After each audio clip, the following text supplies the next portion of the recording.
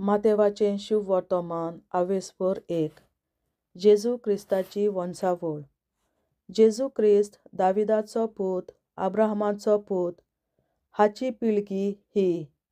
अब्राहम इजाकाचो बापूय, इजाक जाकोबाचो बापूय, जाकोब जुदासाचो आनी ताच्या भावाचो बापूय, जुदास पेरेजाचो आनी झेराचो बापूय, तांची आवय तामार. पेरेज एजरोनाचो बापूय, एजरोन रामाचो, राम अमिनादाबाचो, अमिनादाब नाशोनाचो बापूय, नाशोन सोलमोनाचो, सोलमोन बोआजाचो बापूय, तांची आवय रेहब. बोआज आबेदाचो बापूय, तांची आवय रूथ. ओबेद जेसेचो बापूय, जेसे दावीद राजाचो बापूय, दावीद सोलोमोनाचो बापूय, तांची आवय उरियासाची पोतीन.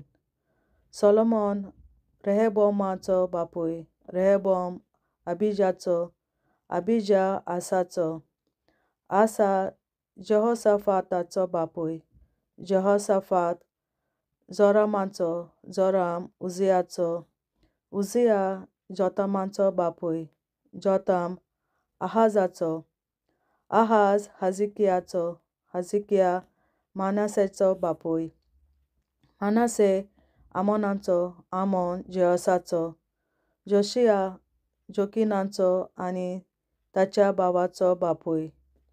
हे बाबिलोनाच्या परदेसाच्या काळार जल्मले. बाबिलोनाच्या परदेसा उपरांत जोकिना शेलतियेलाचो बापूय, शेलतियेल जेरुबाबेलाचो, जेरुबाबेल अबियूदाचो, अबियूद एलिकीमाचो बापूय, एलिकीम आजोराचो, आजोर सादोकाचो, सादोक आकिमाचो बापूय, आकिम एलियूदाचो, एलियूद एलियाजाराचो, एलियाजार मातानाचो बापूय, मातान जाकोबाचो, जाकोब बापूय जुजेचो, हो मारयेचो पोती. हिणें क्रिस्त म्हणटा त्या जेजूक जल्म दिलो. म्हणटूच सगल्यो पिणकां मेळून हिशोब असो. अब्राहमा तावन दाविदा पर्यंत 14 पिणकां, दाविदा तावन बाबिलोनाच्या परदेसा पर्यंत 14 आनी बाबिलोनाच्या परदेसा तावन क्रिस्ता पर्यंत 14. जेजू क्रिस्ताचो जल्म. क्रिस्ताचो जल्म असो जालो. ताचे आवयक मारयेक आनी जुजेक लग्नाचें उतर जाल्लें, पूण तीं एकठांय जेवचे आदींच पवित्र आत्म्याचे पदवेन तीं गर्भेस्त आसा म्हूण गमून आयलें. तिचो पती जुजे धर्मवंत मनीस आसलो आनी तिचें नांव उबोवंक ताका खुशी नासली.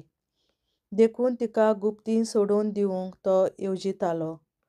अशें करूंक ताणें थाराव घेतलो तेन्ना अवचितूच ताका सपनांत सर्वेस्पराचो एक दूत दिश्टी पडलो.